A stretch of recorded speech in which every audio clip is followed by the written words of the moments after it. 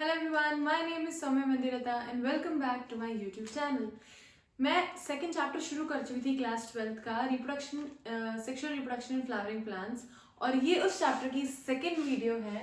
जैसे कि आप देख सकते हैं मेरे पीछे आज इतना कुछ नहीं लिखा हुआ क्योंकि मैं ऑन द स्पॉट आपको एक्सप्लेन करने वाली हूँ कि क्या क्या इस आगे चैप्टर में होने वाला है। लास्ट वीडियो अगर आप रिकॉल करें तो उसमें मैंने आपको स्ट्रक्चर ऑफ एंथर तक बताया था, ठीक है। आज हम उसमें आगे बढ़ते हैं। स्ट्रक्चर में आपको ऑलरेडी एक्सप्लेन कर चुकी थी। उसके बाद जो भी गैमेट्स का फॉर्मेशन होता है, पोलन ग्रेन का फॉर्मेशन होता है, उसके बारे में आपको मैं बताऊंगी, ठीक है।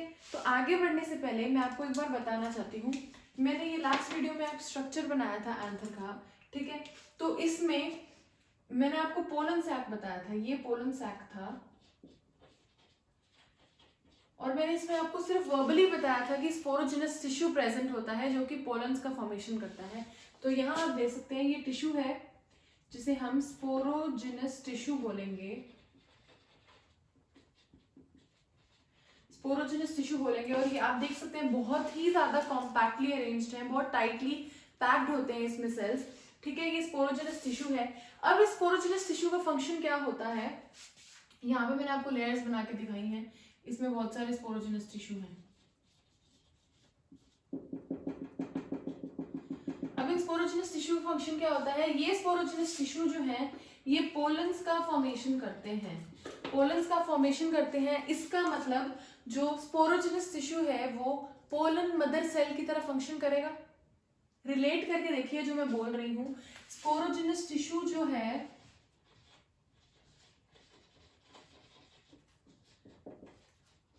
वो पोलन मदर सेल की तरह फंक्शन करता है। पोलन मदर सेल जो होती है वो पोलन का फॉर्मेशन करती है, ठीक है। तो ये प्रोसेस मैं आपको आगे बताती हूँ। उससे पहले मैंने एक ही फ्लो चार्ट काइंड ऑफ बनाया है, स्टेप बाय स्टेप मैंने नाम लिखे हैं। जिन्होंने मेरी पिछली वीडियो देखी थी वो ये बता सकते हैं कि एंड्रोशियम का मतलब क्या होता है, ठीक है। एंड्रोशियम मैंने आपको बताया था वोल्ड ऑफ स्टेमेंस होते हैं, मतलब कि एक से ज्यादा अगर स्टेमेंस प्लांट्स में या फ्लावर्स में पाया जाता है तो उसे हम एंड्रोशियम बोलते हैं, ठीक, ओके। और अगर एक ही स्टेमन पाया जाता है, मतलब एक ही अगर पाया जाता है मेल ऑर्गन तो उसे हम स्टेमन बोलते हैं, और एक से ज्यादा अगर है तो उसे हम एंड्रोशियम बोलते हैं। अब स्टेमन में मैंने आपको दो पार्ट्स बताए थे, अगर आपको याद हो, ये था एंथर, बायलोब्ड एंथर, और ये स्टॉक लाइक स्ट्रक्चर जो एंथर को कनेक्ट करके रखता था फ्लावर से उसे हमने फिलामेंट बोला था। ये एक स्टेमन का स्ट्रक्चर है, ठीक है। एक स्टेमन दो पार्ट से मिलकर बना होता है, एंथर और फिलामेंट। एंथर जो है वो बायलोब्ड होता है और फिलामेंट का एज कुछ फंक्शन नहीं होता, ये मिनरल्स और वाटर जो एक्सचेंज में हेल्प करता है और एंथर को जोड़ के रखता है फ्लावर से, ठीक है। ये था। अब ये एंथर जो मैंने आपको यहाँ पे भी डायग्राम बना रखा है, ये टीएस ऑफ एंथर है। इस एंथर का दूसरा नाम होता है माइक्रोस्पोरेंजियम। ये बहुत ही इंपॉर्टेंट है, आप इस पे स्टार, हड्डी, खोपड़ी, सितारे सब लगा लो। एंथर का दूसरा नाम माइक्रोस्पोरेंजियम होता है, ये जीएम याद रखना, ओके। यहाँ कंफ्यूज मत होना। जैसे कि हम लोग के दो दो नाम होते हैं ना, सपोज अगर जैसे मेरा नाम सौम्या है और घर पे मेरी मम्मा गुड़िया या कुछ भी बुलाती हैं, मेरे दादाजी कुछ बुलाते हैं, मेरा भाई कुछ बुलाता है, मेरे हस्बैंड मुझे किसी और नाम से बुलाते हैं, ठीक है। ऐसे जैसे मेरे अलग अलग नाम है, एक ऑफिशियल नाम है और एक मेरा पेट नेम या निक नेम है। ऐसे ही इस एंथर का घर पे नाम तो एंथर होता है, बट अगर ये बाहर जाता है, ये थोड़ा शोशाबाजी करता है, इसका ऑफिशियल नाम एक अलग होता है जिससे लोग इसको जानते हैं, उस वो नाम होता है माइक्रोस्पोरेंजियम, ठीक है। तो अब आप रिलेट कर सकते हैं, जैसे सौम्या और कुछ भी गुड़िया या कुछ भी मेरा अगर नाम हो घर पे, तो ऐसे ही एंथर का पेट नेम जो ये निकनेम है वो एंथर है और बाहर उसे लोग माइक्रोस्पोरेंजियम बुलाते हैं। अब इस माइक्रोस्पोरेंजियम में मैंने आपको बोला था ये टेट्रास्पोरेंजिएट होता है, जो एंथर है वो टेट्रास्पोरेंजिएट होता है। ये मैंने आपको पिछली वीडियो में बताया था, जिसने वो वीडियो देखी है, और जिसने नहीं देखी है वो अभी जाओ और वो वीडियो देख कर आओ, नहीं तो आप कंफ्यूज हो जाओगे कुछ एक यहाँ के टर्म्स से, ठीक है। तो एंथर को मैंने टेट्रास्पोरेंजिएट बताया था, क्यों? क्योंकि वो 4 माइक्रोस्पोरेंजिया से मिलकर बनता है। माइक्रो या मेगा वर्ड क्यों लगाते हैं, अगर हम यहाँ पे हम सिर्फ मेल पार्ट के बारे में बात कर रहे हैं, इसलिए हम माइक्रो वर्ड यूज कर रहे हैं। आगे हम कार्पल के स्ट्रक्चर के बारे में बात करेंगे ना, तो वहां पे हम मेगा वर्ड यूज करेंगे, ठीक है। तो फीमेल के लिए अगर यूज हो रहा है तो मेगा है, मेल के लिए अगर यूज हो रहा है तो माइक्रो वर्ड है। तो यहाँ पे 4 माइक्रोस्पोरेंजिया पाए जाते हैं एक माइक्रोस्पोरेंजियम में। तो ये जीएम और ये जिया, इसमें कंफ्यूज मत होना, ठीक है। अब इस माइक्रोस्पोरेंजियम में मैंने आपको बताया स्पोरोजिनस टिश्यू प्रेजेंट होते हैं, जिसके कारण पोलन ग्रेन्स या फिर माइक्रोस्पोर का फॉर्मेशन होता है। माइक्रोस्पोर और पोलन ग्रेन्स में क्या फर्क है वो भी मैं आपको आगे ही बताती हूँ इस वीडियो में। पर आप पहले यहाँ देखिए, इस माइक्रोस्पोरेंजिया में स्पोरोजिनस टिश्यू प्रेजेंट है, जिसको हमने बोला है पोलन मदर सेल की तरह फंक्शन करते हैं, पोलन मदर सेल भी बोल सकते हैं। अब यहाँ पर माइक्रोस्पोर बनने के लिए माइक्रोस्पोरोजेनेसिस एक प्रोसेस है, वो होता है। माइक्रोस्पोरो मतलब माइक्रोस्पोर और जेनेसिस का मतलब होता है फॉर्मेशन, मतलब माइक्रोस्पोर के फॉर्मेशन का प्रोसेस होता है। किससे? माइक्रोस्पोरेंजिया में माइक्रोस्पोरोजेनेसिस होता है और उससे माइक्रोस्पोर बनते हैं। ओके, तो जेनेसिस वर्ड कहीं पे भी आता है, जरूरी नहीं है यहाँ मेगास्पोरोजेनेसिस भी आएगा, आगे बहुत बड़ी साइंस है, कहीं ना कहीं जेनेसिस वर्ड किसी वर्ड के साथ जुड़ा हुआ आएगा। तो जेनेसिस का मतलब ही फॉर्मेशन होता है। ओके, तो माइक्रोस्पोर का फॉर्मेशन हो रहा है माइक्रोस्पोरेंजिया से। अब हम इस पर्टिकुलर प्रोसेस के बारे में स्टडी करेंगे। प्रोसेस का नाम है माइक्रोस्पोरोजेनेसिस। नाम से पता चल गया, माइक्रोस्पोर के फॉर्मेशन का प्रोसेस है ये। अब ये कैसे बनता है? हर एंथर में 4 माइक्रोस्पोरेंजिया होते हैं और हर माइक्रोस्पोरेंजिया में स्पोरोजिनस टिश्यू प्रेजेंट होता है। ऑलरेडी मैं डायग्राम में बना चुकी हूँ। ओके, स्पोरोजिनस टिश्यू प्रेजेंट होता है, जो कि बहुत ही कॉम्पैक्टली अरेंज्ड सेल्स से मिलकर बना होता है। ये स्पोरोजिनस टिश्यू डिप्लॉइड होता है, क्योंकि अभी तक मैंने पिछली वीडियो में आप देख चुके हैं, अभी तक मैंने कहीं पे भी मियोसिस का प्रोसेस नहीं करवाया है। 11th में आप पढ़कर आए हैं, सेल डिवीजन जो है वो 2 टाइप का होता है, एक होता है मियोटिक या मियोसिस होता है और एक होता है माइटोसिस। ये मैं अभी इलैबोरेट नहीं करूंगी क्योंकि ये क्लास 11th का टॉपिक है और ये क्लास 12th की वीडियो बन रही है, तो आप इतने समझदार हैं कि आपको इतनी छोटी मोटी चीजें याद होनी चाहिए। ओके, तो अभी हम मियोसिस के बारे में पढ़ रहे हैं। मियोसिस में कोई भी एक अगर पेरेंट सेल होता है, उसमें मियोसिस होता है, तो उससे 4 सेल्स बनते हैं। कितने सेल्स बनते हैं? 4 सेल्स बनते हैं। और इस दौरान, इस प्रोसेस के दौरान जो प्लॉइडी लेवल है वो हाफ हो जाता है, मतलब जो क्रोमोसोम की संख्या जो पेरेंट सेल में प्रेजेंट थी वो डॉटर सेल्स तक आते आते या नेक्स्ट ऑफस्प्रिंग्स तक आते आते क्रोमोसोम्स की संख्या आधी हो जाती है। तो अगर इस पेरेंट सेल में डिप्लॉइड या 2n सेट ऑफ क्रोमोसोम्स थे, तो इन सब में n हो जाएंगे। अब कई बच्चे इसको प्लस करके 4n भी कर देते हैं। अगर ये आपके पेरेंट्स हैं, ठीक है, तो ये आप 4 भाई बहन हैं, तो आप सबका अलग अलग काउंट होएगा क्रोमोसोम नंबर, आप सबका एक साथ काउंट नहीं होगा।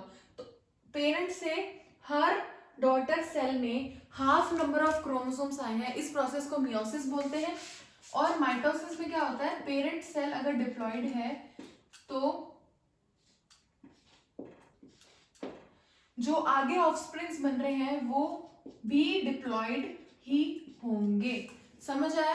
माइटोसिस में कभी भी क्रोमोसोम की संख्या पे फर्क नहीं पड़ता है और मियोसिस में जो पेरेंट सेल होता है उससे क्रोमोसोम की संख्या डॉटर सेल में जस्ट हाफ हो जाती है। ये इसको और ज्यादा इलैबोरेट मैं नहीं करूंगी, आई थिंक मैंने अभी भी बहुत ज्यादा इलैबोरेट कर दिया है। सो स्पोरोजिनस टिश्यू पे थे हम, ये डिप्लॉइड होता है, मतलब इसमें डबल सेट ऑफ क्रोमोसोम्स हैं। अब इसका दूसरा नाम क्या है? Pollen mother cell. इसे हम पोलन मदर सेल भी बोलते हैं। क्यों? क्योंकि पोलन का फॉर्मेशन कर रहा है और पोलन के फॉर्मेशन की मदर है, मतलब पोलन बनाने के लिए पोलन की मदर की तरह काम कर रहा है स्पोरोजिनस टिश्यू। अब क्योंकि ये 2n है, इसमें मियोसिस होगा। गैमेट्स बनने के लिए हमेशा मियोसिस का प्रोसेस होता है।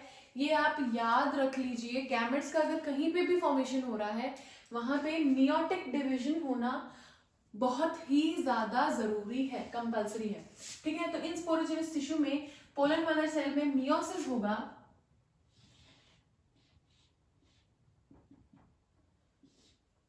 तो माइक्रोस्पोर टेट्राड का फॉर्मेशन होगा, ठीक है। माइक्रोस्पोर टेट्राड, यहाँ पे देखिए मैंने लिखा है स्पोरेंजिया में स्पोरोजेनेसिस होगा तो माइक्रोस्पोर बनेंगे, तो ये माइक्रोस्पोर टेट्राड बने। टेट्राड कैसे बने, अभी मैंने आपको मियोसिस का बताया था प्रोसेस कि एक पेरेंट सेल था, सपोज ये एक पोलर मदर सेल है, इस पोलर मदर सेल में मियोसिस हुआ तो इससे 4 डॉटर सेल्स बने हैं, 4 बने हैं, ठीक है। इसे माइक्रोस्पोर टेट्राड बोलेंगे, क्यों, क्योंकि ये चारों के चारों जुड़े हुए हैं आपस में, अभी तक ये सेपरेट नहीं हुए हैं, ये चारों जुड़े हुए हैं। टेट्राड के बहुत सारे होते हैं, आइसोबाइलेटरल, लीनियर, टी शेप, डेकिसेट, बहुत सारे टाइप्स होते हैं, ये मैं आपको आगे बताऊंगी आने वाले वीडियोस में। अभी मैंने सिर्फ ये 2 टाइप बताए हैं जो बहुत कॉमनली पाए जाते हैं, ठीक है, टेट्राहेड्रल और लीनियर। नाम लिख देती हूँ मैं इनकेस अगर आपको याद ना हो। इसमें आपको 3 दिख रहे होंगे बट एक बैक साइड में है, ठीक है, ये 1 2 ये 3 और एक बैक साइड में एक 4th सेल है माइक्रोस्पोर का, तो ये टेट्राहेड्रल टाइप ऑफ टेट्राड हो गया, और ये लीनियर हो गया क्योंकि एक स्ट्रेट लाइन में अरेंज्ड है सेल्स, ठीक है। तो ये मैंने 2 बहुत कॉमनली जो पाए जाते हैं टेट्राड, सिर्फ उन्हीं के स्ट्रक्चर बनाए हैं माइक्रोस्पोर टेट्राड के, ओके। अब यहाँ पे ये बन गया है, इस प्रोसेस को क्या बोलेंगे, जिसमें स्पोरोजेनस टिश्यू से माइक्रोस्पोर टेट्राड का फॉर्मेशन हो रहा है, इसे हम बोलेंगे माइक्रोस्पोरोजेनेसिस, क्योंकि माइक्रोस्पोर का फॉर्मेशन हो रहा है इसलिए माइक्रोस्पोरोजेनेसिस। आई होप आपको यहां तक बहुत क्लियरली समझ आया हो। माइक्रोस्पोरोजेनेसिस बहुत ही सिंपल प्रोसेस है, इसमें कुछ भी ऐसे अटकने वाली चीज नहीं है। हाँ, हम आगे आने वाले वीडियोस में मेगास्पोरोजेनेसिस के बारे में पढ़ेंगे तो वो बहुत एक चैलेंजिंग है क्योंकि उसमें बहुत चीजें याद करने लायक हैं, बट यहाँ पे स्ट्रेट अवे आपको दिख रहा है कि डिप्लॉइड सेल था, उससे 4 हैप्लॉइड सेल्स या टेट्राड में बन गए।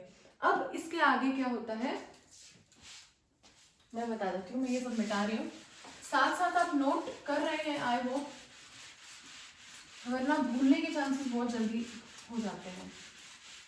तो वीडियो को देखते देखते नोट्स जरूर बनाइएगा, नोट्स को प्लीज स्किप मत करना,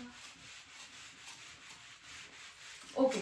अब देखते हैं, यहाँ पे माइक्रोस्पोर बन चुका है टेट्राड के फॉर्म में, अब इससे पोलन ग्रेन्स का फॉर्मेशन होता है। पोलन ग्रेन्स और माइक्रोस्पोर में क्या फर्क है, जब माइक्रोस्पोर टेट्राड अभी तो जुड़े हुए हैं, अभी ये जुड़े हुए हैं, ठीक है, यहाँ पे बना देती हूँ, अभी ये चारों सेल्स एक दूसरे से जुड़े हुए हैं, जैसे ही इस माइक्रोस्पोर टेट्राड में मैच्योरिटी आएगी,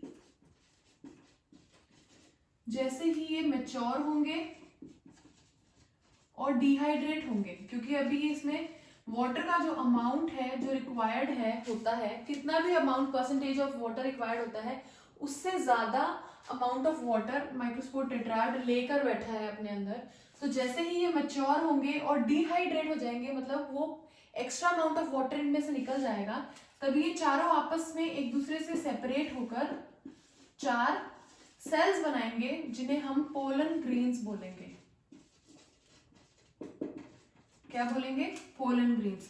हैप्लॉइडी वही रहेगी, प्लॉइडी वही रहेगी, ये भी हैप्लॉइड था, ये भी हैप्लॉइड होंगे, क्योंकि यहाँ पे ना माइटोसिस हो रहा है ना मियोसिस हो रहा है, सिर्फ मैच्योरिटी अटेन करके थोड़ा सा डेवलपमेंट हो रहा है और ये एक दूसरे से सेपरेट हो रहे हैं। तो अब आपको समझ आया होगा, एक स्पोरोजेनस टिश्यू था, एक स्पोरोजेनस टिश्यू के मतलब पोलन मदर सेल से मियोसिस हुआ, उससे 4 पोलन्स बने, 4 पोलन्स बने, ठीक है। ये तो एक सेल से हुआ, ऐसे ही वो डायग्राम में मिटा चुकी हूँ पोलन सैक वाला, जिसमें बहुत सारे सेल्स थे स्पोरोजेनस टिश्यू के। अगर 1 से 4 बन रहे हैं तो अगर मैं आपको क्वेश्चन दूं कि 50 पोलन मदर सेल्स हैं, उससे कितने पोलन ग्रेन्स बनेंगे और उनका प्लॉइडी क्या है ये आपको बताना है। ये क्वेश्चन मैं आपको नेक्स्ट वीडियो में आंसर दूंगी कि कैसे होता है, बहुत ही ज्यादा सिंपल है, मैं आपको ऑलरेडी एक्सप्लेन कर चुकी हूँ। जिसको आंसर आता हो वो कमेंट सेक्शन में जरूर लिखिएगा, ठीक है। यहाँ तक हम माइक्रोस्पोरोजेनेसिस के बारे में पढ़ चुके हैं। नेक्स्ट हम पढ़ते हैं मेल गैमेटोफाइट के बारे में या पोलन ग्रेन्स के स्ट्रक्चर के बारे में। आई होप यहाँ तक सबको समझ आ गया होगा। ऐसा कुछ टफ नहीं था, बहुत इजी था। बस ये है कि आप लोग टेंशन बहुत जल्दी ले लेते हैं कि बहुत हार्ड है, 12th की बायो है, क्या होगा, पीएमटी हमें पीएमटी में बैठना है, कैसे होगा, इतना सब कुछ है, याद कैसे करें। मैं हमेशा से पहली वीडियो से बोलते आई हूँ, बहुत ज़्यादा पढ़ने की ज़रूरत नहीं है, स्मार्ट स्टडी की रिक्वायरमेंट है, ठीक है। आप अगर स्मार्टली स्टडी कर रहे हैं, आपको पता है कौन सी चीज़ पढ़नी है, कौन सी चीज़ नहीं पढ़नी है, जो पढ़ रहे हैं वो आपको याद कैसे रखनी है, तो कोई बहुत बड़ी बात नहीं है। आई थिंक बहुत इजी है ये सब चीज़ें। और बायो अगर आपने ली है तो आपका इंटरेस्ट का ही सब्जेक्ट होगा, तभी आपने ली है। ओके, सो आगे बढ़ते हैं हम पोलन ग्रेन्स पे।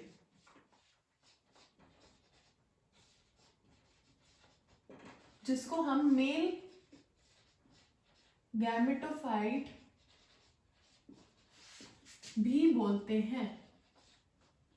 पोलन ग्रेन्स को हम मेल गैमेटोफाइट भी बोलते हैं, ठीक है, क्योंकि पोलन ग्रेन्स जो है वो मेल गैमेटोफाइट को दर्शाता है। गैमेटोफाइट, स्पोरोफाइट, ये सब चीजें क्या होती हैं, ये फेजेस कौन कौन से होते हैं, आप ऑलरेडी 11th क्लास में पढ़ के आ चुके हैं, तो मैं यहाँ पर नहीं एक्सप्लेन करने वाली हूँ, वरना ये वीडियो बहुत लंबी हो जाएगी। ओके, तो बस आप इतना याद रखिए कि पोलन ग्रेन्स को मेल गैमेटोफाइट बोलते हैं। अब इनके स्ट्रक्चर के बारे में पढ़ते हैं कि कैसा होता है। टेट्राड को हमने मैच्योर करके डिहाइड्रेट करके पोलन ग्रेन बना तो दिया, बट वो नॉर्मल एक गोल सेल नहीं होता। अगर हम उसे माइक्रोस्कोप में देखें तो वो बहुत ही ब्यूटीफुल स्ट्रक्चर होता है। ओके, तो अब इसका मैं बना देती हूँ। ये प्लाज्मा मेम्ब्रेन होती है, किसी भी सेल की सबसे आउटर मोस्ट प्लाज्मा मेम्ब्रेन होती है। ओके, उसके बाद आती है इंटाइन, जो एक कंटिन्यूअस पर बहुत थिन मेम्ब्रेन होती है, और उसके बाद आती है एक्साइन, जो डिसकंटिन्यूअस होती है, थिक होती है और बहुत ही ज्यादा रेजिस्टेंट ऑर्गेनिक मटेरियल से बनी हुई होती है।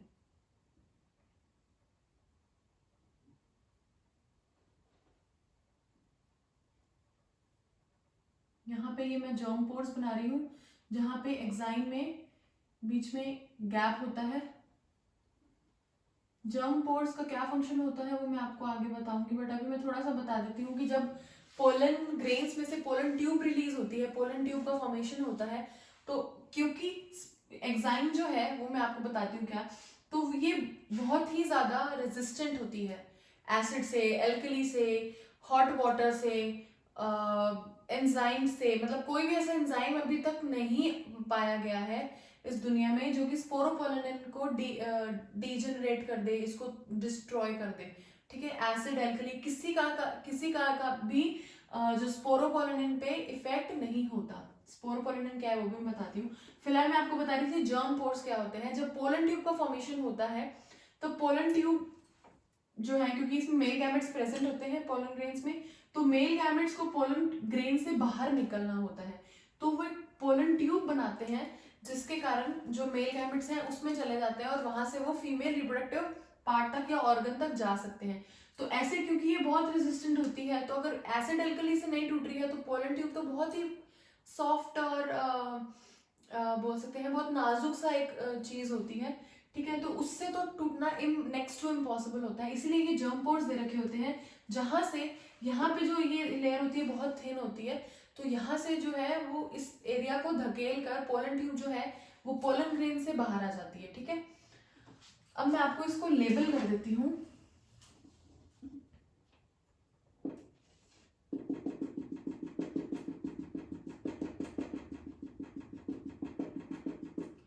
सबसे बाहर वाली जो लेयर होती है, सबसे बाहर वाली लेयर को हम एक्साइन बोलते हैं। ओके, इसके अंदर जो लेयर होती है जो कंटिन्यूअस होती है उसे हम इंटाइन बोलते हैं। और सबसे अंदर वाली तो वैसे भी सेल मेम्ब्रेन या प्लाज्मा मेम्ब्रेन होती है, ये तो बहुत कॉमनली हमें पता है, पढ़ा है हमने, प्लाज्मा मेम्ब्रेन होती है। अभी आप अंदर देख रहे हैं, ये तो आप वैसे ही बता सकते हैं, ये न्यूक्लियस है, ये साइटोप्लाज्म है सेल का, जिसमें न्यूक्लियस जो है वो फ्लोट करता है। ये एक नॉर्मल और अर्ली स्टेज का स्ट्रक्चर है पोलन ग्रेन का। ओके, ये जर्म पोर्स हैं। यूजुअली वैसे तो इसके नंबर अलग अलग होते हैं, किसी में एक होता है, किसी में 2-3 होते हैं, किसी में बहुत सारा जर्म पोर्स हो सकते हैं, बट यूजुअली 2 से 3 जर्म पोर्स एक एंजियोस्पर्मिक प्लांट में पोलन ग्रेन में देखने को मिलते हैं एक्साइन की लेयर में। ठीक है, अब ये तो था इसका एक नॉर्मल स्ट्रक्चर। अब मैं बताती हूँ जो एक्साइन है, जो सबसे आउटर मोस्ट लेयर है, एक्साइन है वो किस चीज से बनी होती है जो इतनी ज्यादा रेजिस्टेंट होता है हर चीज का। ठीक है, एक ऑर्गेनिक मटेरियल है जिसको हम स्पोरोपोलिन बोलते हैं। स्पोरोपोलिन से एक्साइन का फॉर्मेशन होता है, जो कि अभी तक की सबसे टफेस्ट और सबसे रेजिस्टेंट ऑर्गेनिक मटेरियल माना गया है। ठीक है, इंटाइन जो है वो सेल्यूलोज और पेक्टेट की बनी होती है, सेल्यूलोज पेक्टेट की इंटाइन बनी होती है। और प्लाज्मा मेम्ब्रेन आपको पता ही है, नॉर्मल विटामिन्स, न्यूट्रिएंट्स और इन सब चीजों का बना होता है। न्यूक्लियस जो है वो साइटोप्लाज्म में फ्लोट हो रहा है। मेन ये दोनों चीजें हैं जो आपको याद रखनी है। एक्साइन जो है वो स्पोरोपोलिन की बनी होती है, इंटाइन है वो सेल्यूलोज और पेक्टेट की या पेक्टिन की बनी होती है। ये है एक पोलन ग्रेन का स्ट्रक्चर अर्ली स्टेज में। ओके, अब क्या होता है, इस पोलन ग्रेन में डेवलपमेंट होता है, डेवलपमेंट ऑफ मेल गैमेटोफाइट के बारे में बता रही हूँ मैं। अब इस पोलन ग्रेन में डेवलपमेंट होता है, और जो ये न्यूक्लियस है, ठीक है, ये न्यूक्लियस जो है वो 2 में सेल्स में डिवाइड हो जाता है, 2 सेल्स में डिवाइड हो जाता है। ये जो ऊपर वाला सेल है ये थोड़ा बड़ा होता है, और ये नीचे वाला सेल है वो थोड़ा काइंड ऑफ स्पिंडल शेप्ड हो जाता है। ओके, ये मैं बना रही हूँ इंटाइन, और ये मैं बना रही हूँ एक्साइन। तो ये जो सबसे बड़ा है इसे हम वेजिटेटिव सेल बोलते हैं, ये बड़ा होता है थोड़ा। और ये जो स्पिंडल शेप और छोटा सा है जो वेजिटेटिव सेल के न्यूक्लियस में साइटोप्लाज्म में फ्लोट कर रहा होता है, स्पिंडल शेप और छोटा सा इसका है, इसे हम जेनरेटिव सेल बोलते हैं। ओके, तो ये टू स्टेज्ड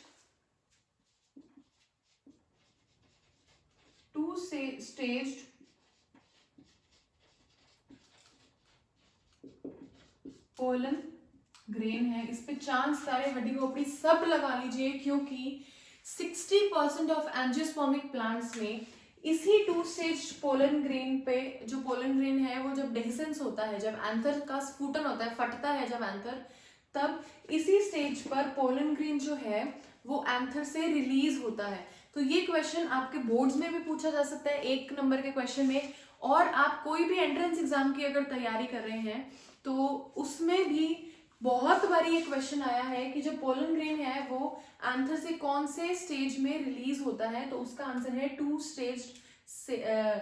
सेल स्टेज में पोलन ग्रेन जो है वो एंथर से रिलीज होता है।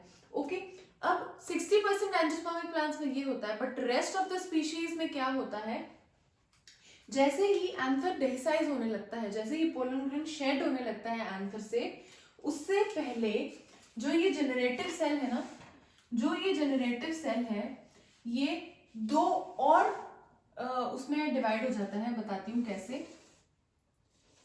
ये बड़ा वाला वेजिटेटिव सेल और ये जेनरेटिव सेल जो है, ये इसका जो न्यूक्लियस है जेनरेटिव सेल का, ये 2 न्यूक्लियस में डिवाइड हो जाता है।